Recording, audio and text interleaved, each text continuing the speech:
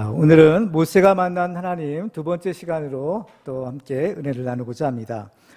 이제 유대인들로부터 성전과 율법을 거스르는 말을 했다라는 고발을 받은 스데반은 자신의 이제 변론 차례가 되었을 때에 모세가 하나님을 만나는 장면에 대해서 증언하고 있습니다. 왜냐하면 모세를 통해서 이 성전의 전신인 성막이 세워졌고 또 율법이 선포되었는데 모세가 만난 하나님을 이해할 수만 있다면 그 성전과 율법을 주신 하나님의 뜻을 더 분명하게 발견할 수 있기 때문이었습니다. 모세는 하나님을 만남으로써 그의 인생이 변화된 사람이었습니다. 그러면 모세가 만났던 하나님은 과연 어떤 분이실까요? 우리는 지난 시간에 모세가 만난 하나님은 때를 주관하시는 분이다라는 사실을 살펴보았습니다. 하나님의 때를 주관하신다라는 말은 하나님께서는 우리 인간의 생사화복과 또 인류의 역사를 주관하시는 분이다라는 것을 의미합니다. 오늘은 지난 시간에 이어서 모세가 만난 하나님은 과연 어떤 분이신지를 살펴보고 또 말씀을 통해서 지금도 살아계신 하나님을 만나는 축복의 주인공들이 되시기를 주님의 이름으로 축원합니다. 두 번째로 모세가 만난 하나님은 언약을 지키시는 분이셨습니다. 스데반 집사는 모세가 하나님을 만난 장면을 오늘 보면 30절에서 이렇게 말하고 있습니다. 30절 말씀을 보시겠습니다. 40년이 참에 천사가 신에 산 광야 가시나무 떨기 불꽃 가운데서 그에게 보이거늘. 스데반은 처음에는 모세가 만난 그분을 천사라고 불렀습니다. 그런데 스데반은 곧 이어서 그분을 다시 주라라고 부릅니다. 33절 볼까요? 주께서 이르시되 내 발의 신을 벗으라 내가 서 있는 것은 거룩한 땅이니라. 처음에는 천사라고 불렀다. 또 그 다음에는 바로 또 주님, 주께서라고 이제 부르고 있는 거죠. 이제 주라는 표현은 이제 하나님을 가리키는 그런 말입니다. 그러면 스데반 집사는 이렇게 말했는데, 그럼 과연 옛날에 그 당시 직접 하나님을 만났던 모세는 그 장면을 어떻게 기록하고 있을까요? 왜냐하면 모세는 벌써 모세 오경을 기록한 사람이죠. 출애굽기 3장 2절을 보겠습니다. 여호와의 사자가 떨기나무 가운데로부터 나오는 불꽃 안에서 그에게 나타나시니라. 여기서는 여호와의 사자라고 했어요. 여호와의 사자라는 말은 파송을 받은 자라는 뜻인데, 바로 하나님의 천사나 바로 선지자를 가리키는 표현이 여호와의 사자라는 말입니다. 그러니까 이제 천사와 같은 그런 말이에요. 그 다음에는 출애굽기 3장 4절에 보시면 여호와께서 그가 보려고 돌이켜 오는 것을 보신지라 하나님이 떨기나무 가운데서 그를 불러 이르시되 모세야 모세야 하시매 그가 이르되 내가 여기 있나이다.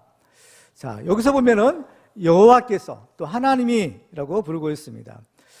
그러니까 모세도 처음에는 여호와의 사자라고 불렀다가 그 다음에는 바로 여호와다, 하나님이다 라는 그런 표현을 쓴다라는 것이죠. 이것은 모세가 처음에 자기가 만났던 분이 정확하게 누구였는지를 몰랐구나 라는 것을 의미하는 것입니다.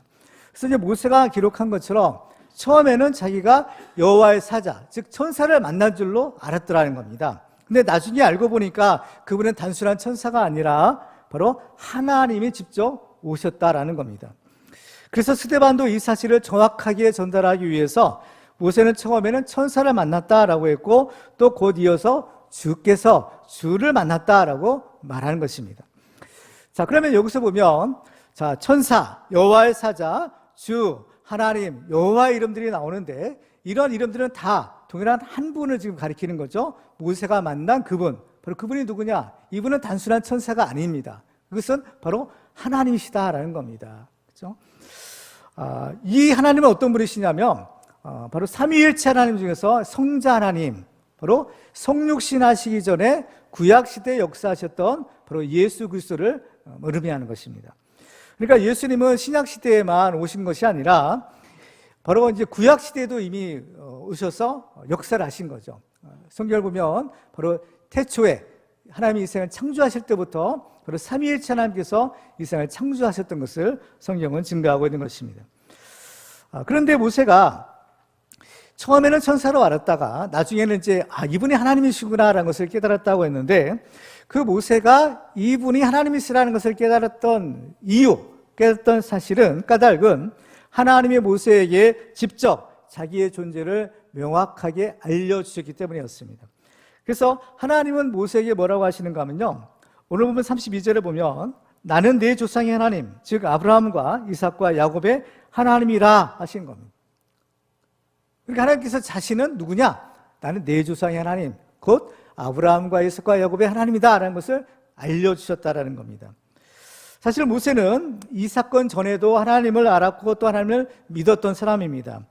그래서 모세의 성장 과정을 보면 모세가 태어나서 이제 나일강에 버려지게 되죠. 근데 이제 바로의 공주의 딸에 의해서 발견되고 이제 양자가 되는 겁니다. 그래서 이제 젖을 뗄 때까지 바로 이제 히브리 유모의 이제 품에서 자라는데 그 유모가 바로 이 모세의 친어머니였던 거죠. 그래서 이 모세는 어머니 품에서 바로 이스라엘의 하나님, 하나님에 대한 이야기를 듣고 그 믿음이 이제 거기서 생겨나게 된 겁니다. 그래서 모세는 이제 애굽의 궁궐에서 40년을 살았지만 그의 마음속에는 나는 애굽 사람이 아니라 나는 히브리 사람이다. 나는 하나님의 백성이다. 이 사실을 결코 잊지 않았던 것입니다.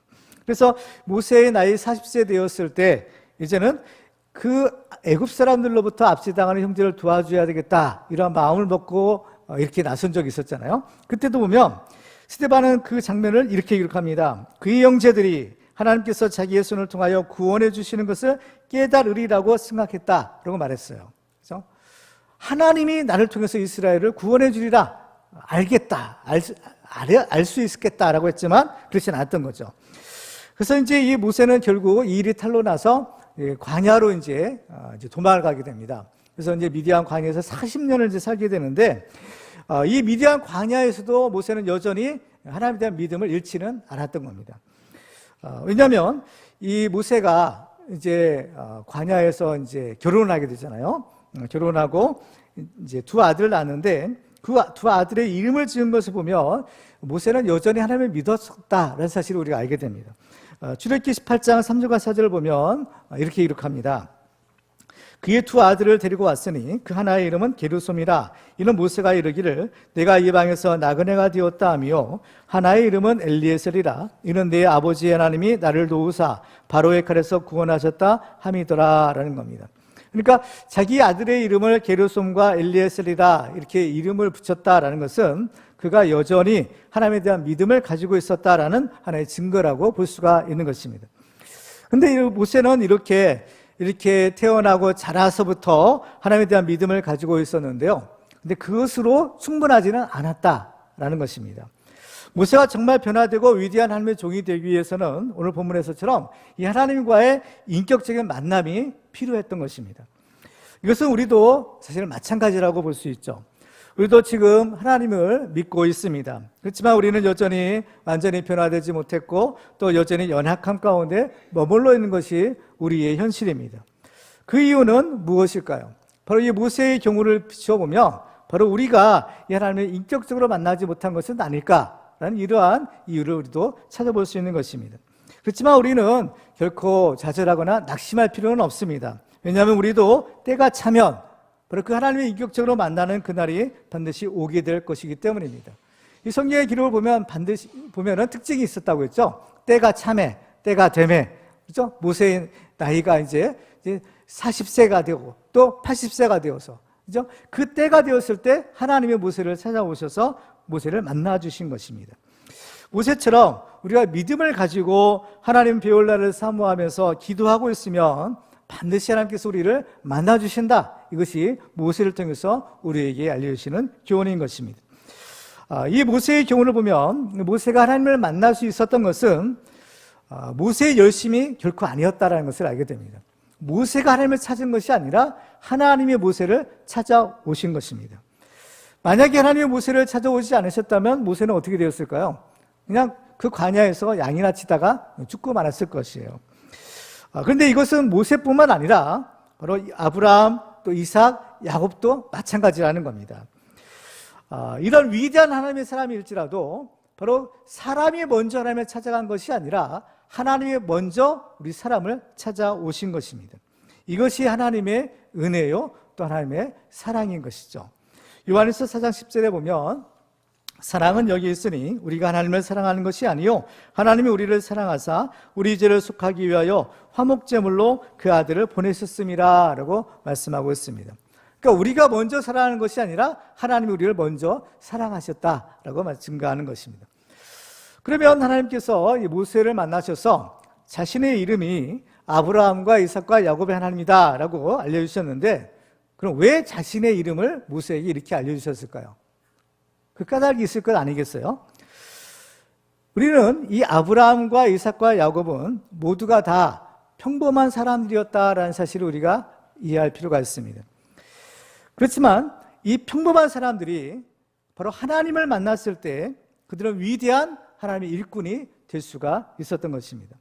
그 때문에 그 평범한 사람들을 만나시고 그 평범한 사람들을 변화시켜서 위대한 하나님 일꾼으로 삼으신 하나님이 모세에게 나타나셔서 나는 아브라함, 이삭, 야곱의 하나님이다 라고 하신 것은 그 하나님이 지금 이 모세도 그렇게 만들 수 있다, 이것을 알아야 된다, 이것을 믿어야 된다라고 그러한 의미가 있는 것입니다. 모세를 찾아오신 하나님은 지금도 살아계셔서 또한 우리를 찾아오시는 분이십니다.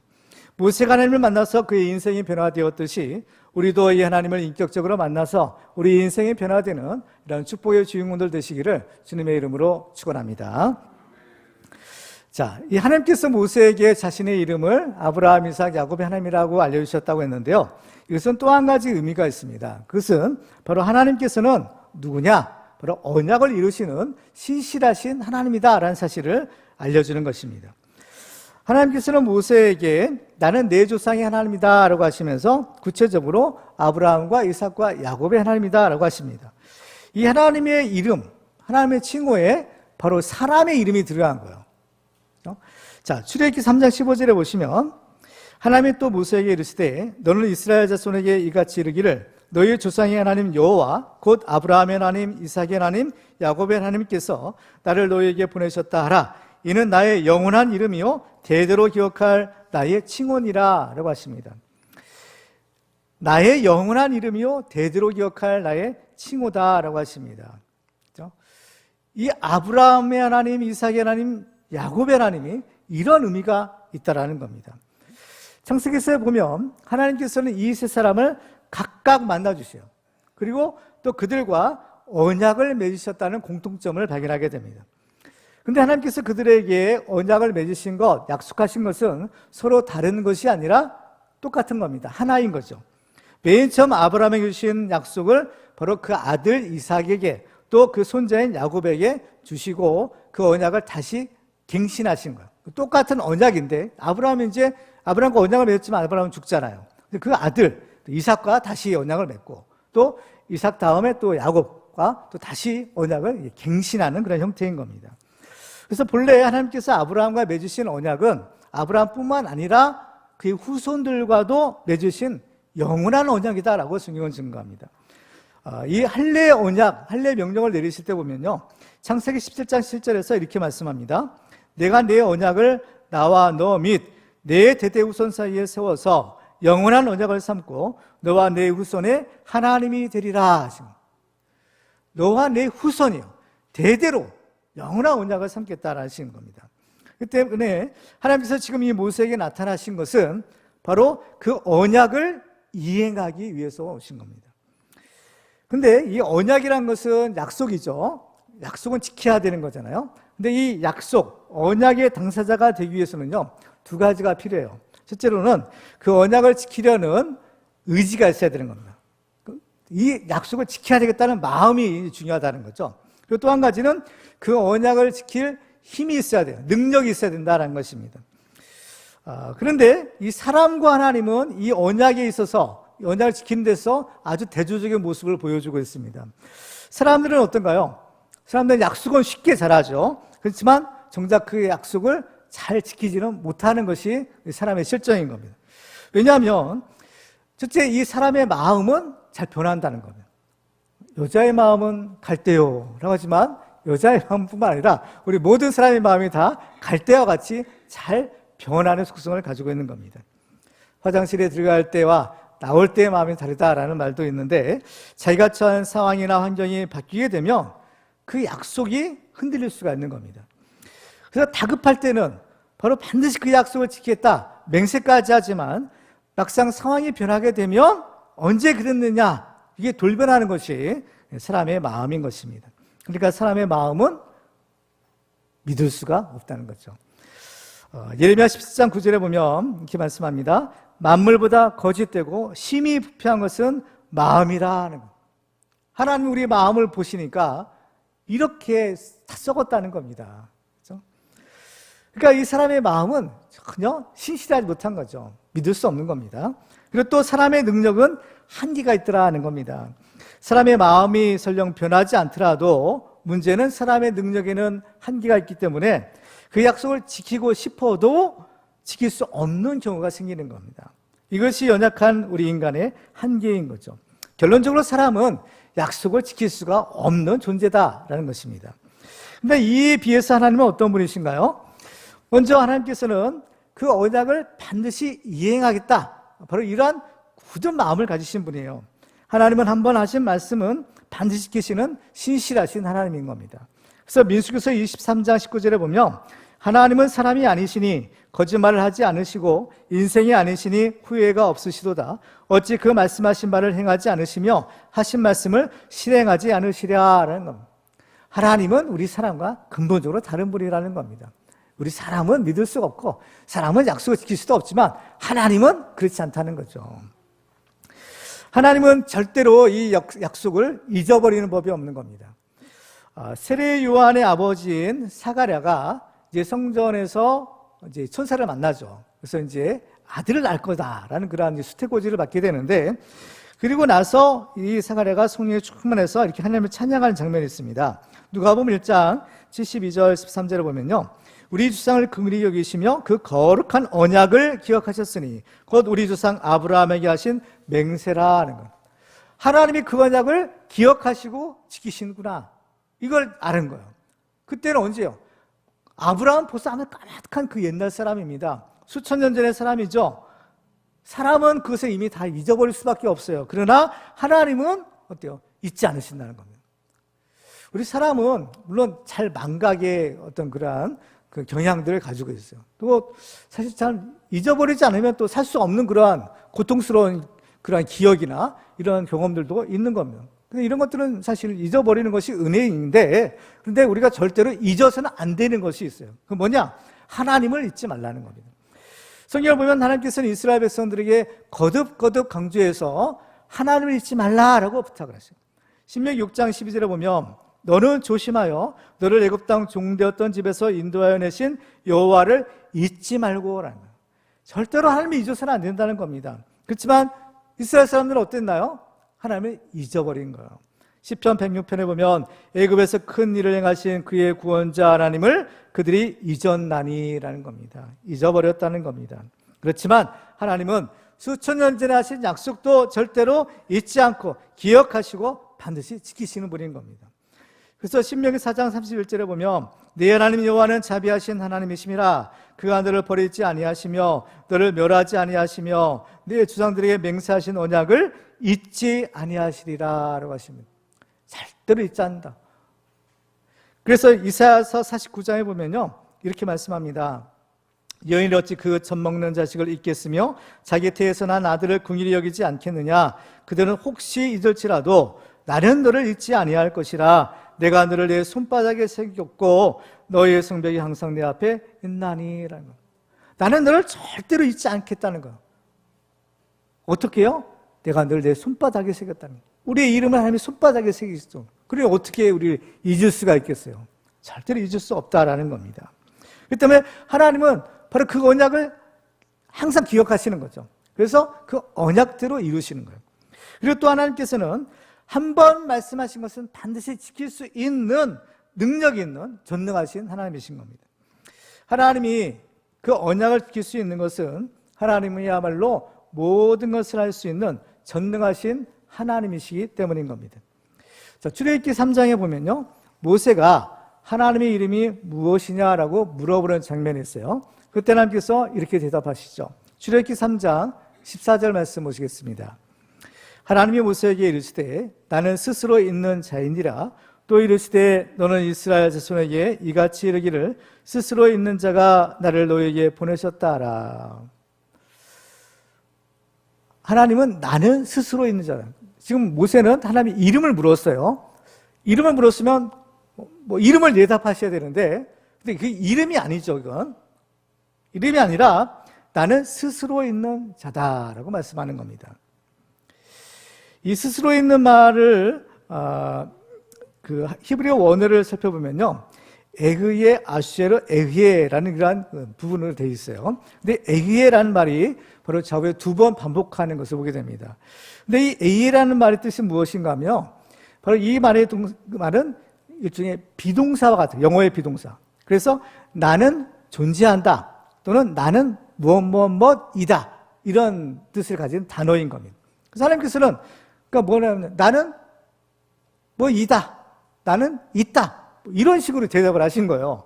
그러니까 무세는 이게 무슨 뜻인가, 이게 참 이해가 안 되는 말이죠. 우리도 하나님 이름이 뭡니까? 나는 뭐 예를 들면 뭐 엘롬이다 뭐라 하면 되는데, 나는 있다, 뭐가 있다는 거예요. 그래서 나는 이다, 뭐라는 얘기예요. 이게 도저히 이해가 안 되는 말입니다. 그런데 자, 여기에는요 이 중요한 의미가 있다는 거예요. 이 에흐예라는 말은 이 원래 그 원형은 하야라는 동사인데, 이 말의 뜻이 2개가 있다고 했죠. 하나는 존재의 의미 또는 뭐뭐이다라는 의미예요. 자, 그래서 먼저 존재의 의미에 대해서 이렇게 살펴보면, 나는 어때요? 스스로 존재한다라는 뜻인 겁니다. 하나님은 어떤 분이냐? 하나님은 스스로 존재하는 분이다라는 것이에요. 이 말의 의미는 누가 하나님을 만들지 않았다는 겁니다. 그래서 하나님은 누구에게 의존하시는 분도 아니고, 하나님은 처음부터 스스로 자존하시는 분이다라는 거예요. 누가 하나님을 만든 사람이 없죠. 왜냐하면 하나님이 제일 처음이에요. 스스로 계신 분인 겁니다. 그렇기 때문에 이 말은 또한 이 하나님으로부터 모든 세상 만물이 시작되었다라는 것을 의미하는 겁니다. 그러니까 이 세상의 처음은 누구예요? 하나님부터 사실 시작되는 겁니다. 스스로 계신 분, 이 자존하시는 하나님이 맨 처음에 계시고, 이 하나님으로부터 모든 것들이 창조된 거죠. 그래서 그 하나님은 창조주 하나님이죠. 이 하나님이 만드신 겁니다. 그런 것들을 만드신 거죠. 그래서 하나님은 창조주 하나님이시다는 것이 바로 이 나는 있다, 여기에 이제 해당되는 의미인 겁니다. 그래서 이 의미는, 하나님이 자존하시다는 것은 하나님은요 이 시간과 공간을 초월하여 계신다는 것을 의미하는 겁니다. 하나님은 계신데, 존재하는데 어디에 언제 존재하느냐. 시간적인 차원에서 보면 하나님은 과거에도 계시고 지금도 계시고 앞으로도 영원히 영존하시는 하나님인 거예요. 그리고 공간적으로 보면 하나님은 이 세상 어느 곳에나 편재하시는 하나님인 겁니다. 그렇죠? 그러니까 하나님은 시간과 공간을 초월해서 어디나 언제나 계시는 분이다라는 것입니다. 이것이 나는 여호와다, 나는 스스로 있는 자다라는 의미라는 거예요. 그리고 또 하나님은 땡땡땡 무엇이다 라고 할 때 이것도 의미를 2가지로 생각해 볼 수 있는데, 첫째로는 하나님은 워낙 크신 분이기 때문에 사람이 어떤 한 가지 이름으로 하나님의 이름을 정의할 수 없다는 겁니다. 그래서 성경을 보면요, 하나님의 이름이 한 가지만 있는 것이 아니라 여러 가지다라는 것을 우리가 발견하게 되는 겁니다. 그렇죠? 하나님의 이름은 오늘 본문에서는 여호와 하나님, 그죠? 스스로 있는 분이라고 했는데, 일반적으로는 엘로힘이라는 그러한 이름을 이제 많이 사용하고 있고요. 또 전능하신 하나님이라는 뜻의 엘샤다이 하나님의 이름도 있어요. 또 심판하시는 하나님, 또 여호와 샤파드라는 그런 이름도 있는 겁니다. 이외에도 여러 가지 하나님에 대한 이름이 있는 것을 발견하게 됩니다. 그런데 이렇게 하나님의 이름이 여러 가지다라는 것은 일종의 하나님의 속성이라고도 볼 수 있어요. 그렇죠? 하나님은 어떤 한 가지 이름으로 정의할 수 없다는 거죠. 이것은 예수님도 마찬가지셨습니다. 장차 오실 예수님의 이름을 예표하는 것이 또한 오늘 본문에서 하나님께서 알려주신 그 이름의 뜻이에요. 이 이사야서 9장 6절에 보시면, 이런 한 아기가 우리에게 낳고 한 아들을 우리에게 주신 바 되었는데 그의 어깨에는 정사를 메었고 그의 이름은 기묘자라 모사라 전능하신 하나님이라 영존하시는 아버지라 평강의 왕이라 할 것임이라. 이분이 바로 예수님이잖아요. 그 예수님에 대해서 예언할 때 이름이 몇 개요? 기묘자, 모사, 전능하신 하나님, 영존하시는 아버지, 평강의 왕. 여러 개라는 겁니다. 이외에도 또 많은 거예요, 사실은요. 그렇죠? 그래서 실제로 이제 예수님이 오셔서 요한복음에 보면 예수님께서는 나는 땡땡땡이다. 그래서 나는 누구누구다. 라고 이렇게 말씀하시는 것이 실제 있는 거예요. 요한복음 6장 35절에 보시면 예수께서 이르시되 나는 생명의 떡이니. 나는 생명의 떡이라는 거죠. 요한복음 10장에 보면 나는 선한 목자라. 또 요한복음 14장에 보면 예수께서 이르시되 내가 곧 길이요 진리요 생명이다. 요한복음 15장에 보면 나는 포도나무요 너는 가지라. 그게 예수님께서 자신은 나는 누구다. 그것을 여러 개, 그죠? 이름을 이렇게 붙이신 걸 보게 돼요. 그러면 이렇게 하나님께서는 나는 무엇이다라고 하신 것은 그 무엇에 여러 가지가 들어갈 수 있다는 것이죠. 그런데 이것은 또한 무슨 의미냐? 하나님은 모든 것을 다 할 수 있는 전능하신 분이라는 겁니다. 하나님 이름이 이렇게 여러 가지잖아요. 예수님 경우에 보면 생명의 떡, 선한 목자, 또 포도나무, 길이요 진리요 이런 것들을 어떻게 예수님은 다 하실 수 있다는 거죠. 그러니까 거기에 무엇이든지 하나님이 원하시는 것은 다 들어갈 수 있는 겁니다. 이것은 하나님은 모든 것을 할 수 있는 전능하신 하나님이라는 거죠. 그렇죠? 특히 여호와 하나님이라는 이름은 하나님이 언약하신 것은 다 지키신다는 뜻을 가지고 있는 거예요.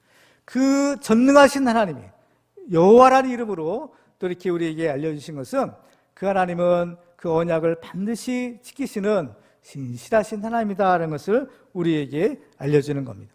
그래서 그 하나님의 신실하신 그 언약을 지키시는 하나님이 바로 예수 그리스도를 우리에게 보내주셔서 우리는 그 예수 그리스도를 통해서 이렇게 구원을 얻는 겁니다. 이게 다 하나님의 언약의 성취의 결과인 겁니다. 그렇죠? 그 하나님께서는 무엇이든지 그 언약에 따라서 다 이룰 수 있는 분이신 거예요. 그래서 하나님께서 내가 너를 사랑하고 너는 내 것이다, 너는 내 자녀다 선언하시면 그대로 되는 거예요. 우리가 볼 때에는 아무리 정말 보잘것없고 나 같은 것이라고 생각해도 하나님이 아니다, 너는 내 것이다 하면 하나님의 것이 되는 겁니다. 이게 하나님의 능력인 거죠. 이사야 43장 1절에 보면요, 야곱아 너를 창조하신 여호와께서 지금 말씀하시느니라. 이스라엘아 너를 지으신 이가 말씀하시느니라. 너는 두려워하지 말라. 내가 너를 구속하였고 내가 너를 지명하여 불렀나니 너는 내 것이라 하는 거예요. 야곱이 어떤 사람이요? 지렁이 같은 벌레 같은 야곱이다 했던 사람이 아니겠어요. 근데 그럼에도 불구하고 하나님이 어떻게 해요? 내가 너를 지명하여 불렀나니 너는 내 것이라 하는 거예요. 하나님이 내 것이다, 하나님의 소유 삼으시면 그대로 되는 겁니다. 할렐루야. 그렇습니다. 그러면 이 하나님은요 반드시 그 언약을 지키시는 신실하신 하나님이다라는 것을 우리에게 알려주세요. 그러면 우리는 그 하나님을 어떻게 해야 될까요? 그 하나님에 대한 우리의 마땅한 반응은 또 무엇이 되어야 될까요? 그것은 한마디로 말해서 그 하나님을 믿는 겁니다. 간단해요.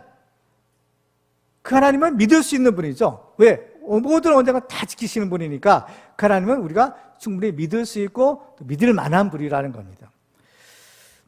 하나님께서 모세를 찾아오시고 또 자신의 이름을 알려주신 까닭도 바로 이 모세로 하여금 그 하나님을 어떻게 하라는 얘기요? 믿으라는 거예요. 아브라함이, 이삭이, 야곱이 하나님을 믿었듯이 모세야 너도 나를 믿으라는 겁니다. 나를 믿으면 너도 이 아브라함처럼 이삭처럼 야곱처럼 위대한 하나님의 일꾼으로 만들어주겠다. 이것이 여기에 뜻이 담겨 있는 겁니다. 예수님이 죽은 나사로를 살리기 전에 먼저 마르다에게 이런 말씀을 하세요. 요한복음 11장 25절에 보면 예수께서 이르시되 나는 부활이요 생명이니 나를 믿는 자는 죽어도 살겠고 무릇 살아서 나를 믿는 자는 영원히 죽지 아니하리니 이것을 내가 믿느냐. 자, 여기서 보면 예수님께서 나는 부활이요 생명이다라는 거예요. 예수님의 선언이요, 나는 누구예요? 부활이요 생명이라는 겁니다. 그러면 어떻게 하라는 얘기요? 이것을 내가 믿느냐라는 거예요. 주님께서 요구하시는 것이 바로 이 대답이었던 겁니다. 그러니까 마르다가 뭐라고 대답해요? 요한복음 11장 27절에 보면 이르되 주여 그러하여다 주는 그리스도시요 세상에 오시는 하나님의 아들이신 줄 내가 믿나이다는 거예요. 내가 믿습니다 하는 거죠. 하나님이 우리에게 요구하시는 것도 바로 이 믿음의 고백인 것입니다. 로마 10장 9절과 10절에 보면 내가 만일 내 입으로 예수를 시인하며 또 하나님께서 그를 죽은 자 가운데서 살리신 것을 내 마음에 믿으면 구원을 받으리라. 사람이 마음으로 믿어 의에 이르고 입으로 시인하여 구원에 이르느니라. 그 때문에 우리들도 바로 내가 믿습니다, 내가 믿나이다 라는 이런 믿음의 고백이 필요하다라는 겁니다. 여러분은 죽은 자를 살리시는 바로 그 전능하신 하나님을 믿으십니까? 아멘. 예수님께서 여러분을 죽음에서 구원해 주실 줄 믿으십니까? 아멘. 그렇습니다. 바로 우리는 이 믿음을 가질 때 바로 세상을 이길 수가 있는 것입니다. 요한일서 5장 4절과 5절에 보면 무릇 하나님께로부터 난 자마다 세상을 이기느니라. 세상을 이기는 승리는 이것이니 우리의 믿음이니라. 예수께서 하나님의 아들이심을 믿는 자가 아니면 세상을 이기는 자가 누구냐라고 했어요. 바로 이 믿음으로 우리는 세상을 이기는 믿음의 승리자가 될 수 있다라고 말씀하는 겁니다. 이 하나님의 이름 중에는요, 또한 만군의 여호와라는 칭호가 있어요. 이 이름의 직접적인 뜻은 천사들의 하나님이라는 겁니다. 그래서 이 이름은 주로 전쟁에서 승리를 주시는 하나님을 이렇게 부를 때 사용하는 이름이에요. 왜냐하면 하나님은 그 천사들을 동원해서 전쟁에서 승리를 주시기 때문인 거죠. 그래서 다윗이 골리앗과 싸우러 나갈 때 이런 얘기를 합니다. 사무엘상 10장에 보시면 다윗이 블레셋 사람에게 이르되 너는 칼과 창과 단창으로 내게 나아오거니와 나는 만군의 여호와의 이름 곧 내가 모욕하는 이스라엘 군대의 하나님의 이름으로 내게 나아가노라. 또 여호와의 구원하심이 칼과 창이 있지 아니함을 이 무리에게 알게 하리라. 전쟁은 여호와께 속한 것인즉 그가 너희를 우리 손에 넘기시리라. 다윗은 전쟁은 여호와께 속한 것이라고. 바로 이 여호와 하나님은 만군의 여호와의 하나님이라는 거죠. 이것은 바로 전쟁은 비록 사람이 하는 것 같지만 바로 그 전쟁의 승패는 하나님께 달려있다는 겁니다. 그렇죠. 우리는 이 사실을 이스라엘 역사를 통해서 무수히 확인해 볼 수가 있는 겁니다. 한 가지 예를 들어보면 이 이스라엘 역사상 아주 굉장히 큰 위기가 있었는데 그것은 요단강 동편에 있던 모압 족속, 암몬 족속, 또 에돔 족속이 총연합해서 이스라엘을 공격한 적이 있었어요. 그때가 언제냐면 바로 여호사밧이 왕으로 있을 때인 겁니다. 이런 그 위기 상황에서 이제 여호사밧이 하나님께 간절하게 기도를 드리죠. 그 기도를 드릴 때 하나님의 응답이 내려와요. 역대하 20장 15절에 보면 이렇게 말씀합니다. 야하시엘이 이르되 온 유다와 예루살렘 주민과 여호사밧 왕이여 들을지어다. 여호와께서 이같이 너에게 말씀하시기를 너희는 이 큰 무리로 말미암아 두려워하거나 놀라지 말라. 이 전쟁은 너에게 속한 것이 아니요 하나님께 속한 것이니라. 이 전쟁에는 너희가 싸울 것이 없나니 대열을 이루고 서서 너희와 함께한 여호와가 구원하는 것을 보라. 유다와 예루살렘아 너희는 두려워하지 말고 놀라지 말고 내일 그들을 맞서 나가라. 여호와가 너희와 함께하리라 하셨느니라. 이 하나님의 응답이 왔죠. 그러니까 이 전쟁은요 하나님의 싸움이고요. 그러니까 그래서 이 전쟁은 반드시 이긴다는 겁니다. 그래서 여호사밧은 백성들에게 담대하게 이런 선포를 합니다. 역대하 20장 20절에 보면 여호사밧이 서서 이르되 유다와 예루살렘 주민들아 내 말을 들을지어다. 너희는 너희 하나님 여호와를 신뢰하라. 그리하면 견고히 서리라. 그의 선지자들을 신뢰하라. 그리하면 형통하리라. 여호사밧이 응답받은 하나님의 말씀을 선포한 이유가 있어요. 그것은 바로 자기뿐만 아니라 이스라엘 백성들이 모두가 바로 하나님이 주신 약속을 믿어야만 했기 때문인 겁니다. 그래서 여호사밧은 이제 그 믿음의 행동을 해요. 찬양대를 앞세워서 하나님을 찬양하고 담대하게 나아갈 때 놀라운 기적이 일어나게 되는 겁니다. 역대하 20장 22절에 보면 그 노래와 찬송이 시작될 때에 여호와께서 복병을 두어 유다를 치러 온 암몬 자손과 모압과 세일산 주민들을 치게 하심으로 그들이 패하였나니 곧 암몬과 모압 자손이 일어나 세일산 주민들을 쳐서 진멸하고 세일 주민들을 멸한 후에는 그들이 서로 쳐 죽였더라. 그러니까 자중질환이 일어났다는 겁니다. 자기들끼리 미친 거예요. 자기들끼리 서로 치고받고 죽이고 죽는 겁니다. 그래서 다 죽고 마는 거예요. 우리는 이스라엘 역사가 증언하는 그 하나님을 믿어야 합니다. 아브라함과 이삭과 야곱과 맺은 그 언약을 지키기 위해서 모세를 찾아오신 하나님은 지금도 살아계셔서 그 언약을 지키시는 분이신 겁니다. 하나님은 어떤 분이세요? 하나님은 영존하신 분이시라고 했어요. 전능하신 하나님이라고 하셨습니다. 그렇기 때문에 그 하나님은 죽은 자를 살리는 하나님이시다라는 것입니다. 예수님께서 죽은 자의 부활을 부인한 자들에게 이렇게 말씀하셨죠. 마태복음 22장에 보면 나는 아브라함의 하나님이요 이삭의 하나님이요 야곱의 하나님이로다 하신 것을 읽어보지 못하였느냐. 하나님은 죽은 자의 하나님이 아니요 살아있는 자의 하나님이시라 라고 하십니다. 하나님은 죽은 자의 하나님이 아니다, 살아있는 자의 하나님이다는 거예요. 이게 아브라함과 이삭과 야곱의 하나님이다 라는 그 말 가운데 들어있는 또 하나의 의미라는 겁니다. 그 하나님은 지금도 살아계시다는 거죠. 지금도 살아계셔서 그 믿는 자에게 생명을 주시고 죽은 자도 다시 살리시는 부활의 주님이시다라고 말씀하는 것입니다. 그래서 우리가 이 죽은 자를 살리시는 하나님에 대한 부활 신앙을 가질 때에 살아서도 믿음으로 세상을 이길 수가 있고 또 죽을 때에도 이 믿음으로 편안하게 죽을 수 있는 겁니다. 죽음조차도 담대하게 우리가 맞이할 수 있는 것은 바로 이 부활에 대한 믿음이 있기 때문인 것입니다. 하나님은 모세에게 나는 아브라함, 이삭, 야곱의 하나님이다 라고 말씀했는데 만약에 하나님께서 여러분의 이름으로 나는 누구의 하나님이다 라고 만약에 자신을 이렇게 칭하신다면 얼마나 큰 영광이겠어요. 아마 모세가 이 하나님께서 자신을 아브라함, 이삭, 야곱의 하나님이다 라고 이름을 알려주셨을 때 아마 모세에게도 이러한 소망이 생겼을 수도 있습니다. 이 연약한 인간이 그 하나님의 거룩한 이름에 칭호가 되는구나. 그래서 하나님께서 모세에게 자신의 이름을 알려주신 것처럼 나도 이 하나님께 이 부름을 받고 하나님께 쓰임 받는다면 나도 이 아브라함, 이삭, 야곱의 이름처럼 바로 그러한 위대한 이름이 될 수 있지 않겠을까라는 그런 믿음이 있었을 수도 있어요. 그러니까 이 모세가 나는 할 수 없습니다 라고 하지만 결국에는 하나님의 부르심에 순종하잖아요. 그래서 이 하나님의 지팡이를 잡고 이 애굽으로 내려가는 것입니다. 바로 이 모세는 이 살아계신 하나님 아브라함과 이삭과 야곱의 하나님을 만났기에 그 모세는 위대한 인생이 될 수 있었던 거죠. 우리도 바로 그 하나님을 만나야 되는 겁니다. 그 하나님은 지금도 살아계시고 우리를 찾아오신 하나님이라고 했어요. 그럼 우리는 어떻게 그 하나님을 만날 수 있을까요? 그 비결은 바로 하나님의 보내주신 예수 그리스도를 통해서 만날 수 있다라고 하십니다. 요한복음 12장 14절에 보면 예수께서 외쳐 이르시되 나를 믿는 자는 나를 믿는 것이 아니요 나를 보내신 이를 믿는 것이며 나를 보는 자는 나를 보내신 이를 보는 것이니라 하시는 거예요. 예수를 믿고 예수를 믿으면 예수를 보내신 하나님을 믿는 거라는 거죠. 그렇기 때문에 우리가 직접 우리 모세처럼 그 떨리는 불꽃 가운데 그 주님의 음성을 듣지는 못할지라도 하나님의 보내신 예수 그리스도를 믿는다면 그 예수를 믿음을 통해서 그 예수를 보내신 하나님을 믿는 것이 되는 거예요. 이것은 바로 이 모세가 하나님을 믿었더니 좀 위대한 인생을 살았던 것처럼 예수를 믿을 때 그 인생이 변화될 수 있다.